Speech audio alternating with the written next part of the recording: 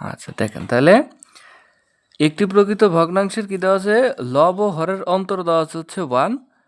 লব থেকে যদি 2 বিয়োগ করা যায় তাহলে হরের সাথে যোগ বিয়োগ করলে যে ভগ্নাংশ পাওয়া যায় তা হবে 1/6। ভগ্নাংশটি নির্ণয় করো। তাহলে আমাদের যেহেতু এটা এক চলক বিশিষ্ট সমীকরণ, তাহলে আমাদের চলক ধরবো কয়টা, একটা। তাহলে আমরা ধরে নেই বা মনে করি লব এক্স। লব যদি এক্স হয় তাহলে হর কি হবে, অন্তর যেহেতু 1, অন্তর যেহেতু আবার প্রকৃত ভগ্নাংশ, যেহেতু অন্তরণ এবং প্রকৃত ভগ্নাংশ, তার মানে তোমার হরটা কি হবে, বড় হবে, আর লবটা কি হবে, ছোট হবে। তাহলে আমরা লিখতে পারি এখানে, তাহলে আমার হরের সাথে 1 বেশি হবে, লবের সাথে হর কি হবে। তাহলে আমার লব যদি এক্স হয় তাহলে হর কত হবে, x on, x plus one. তাহলে ভগ্নাংশটি কি দাঁড়াইলো, ভগ্নাংশটি কি দাঁড়াইলো, x/x প্লাস 1, তাই কি না। এখন বলছে যে লবের সাথে যদি 2 বিয়োগ করেন, লবের সাথে 2 বিয়োগ করেন, তাহলে প্রশ্ন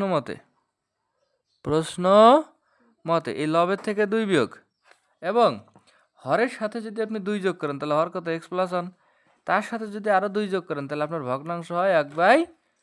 তাহলে এখন আমাদের ভগ্নাংশটা নির্ণয় করতে বলছে। তাহলে এখান থেকে আমরা কি বার বের করবো, এক্স এর মানটা বের করবো, কিসের মান, এক্স এর মানটা বের করবো। তাহলে এক্স এর বা 6 দ্বারা এটাকে গুনুন আর আরই গুনুন, 6 দ্বারা এটাকে গুনুন আর 1 দ্বারা এটা গুনুন। তাহলে 6 দ্বারা গুনুন করলে 6x মাইনাস 6 দিয়ে গুণ 12 সমান 1 দ্বারা গুণন করলে 1, আর এখানে আপনার হচ্ছে 2 রেখে কত 3 হয় কেন না।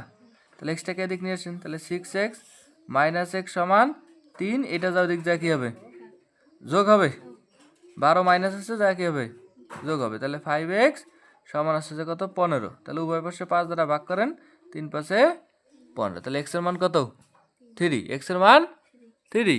তাহলে x এর মান যদি 3 হয় আপনার ভগ্নাংশটি নির্ণয় করে ফেলেন। তাহলে ভগ্নাংশটি এই যে x এর মান 3 আর নিচে হবে 3 প্লাস 1, তাহলে 3/4।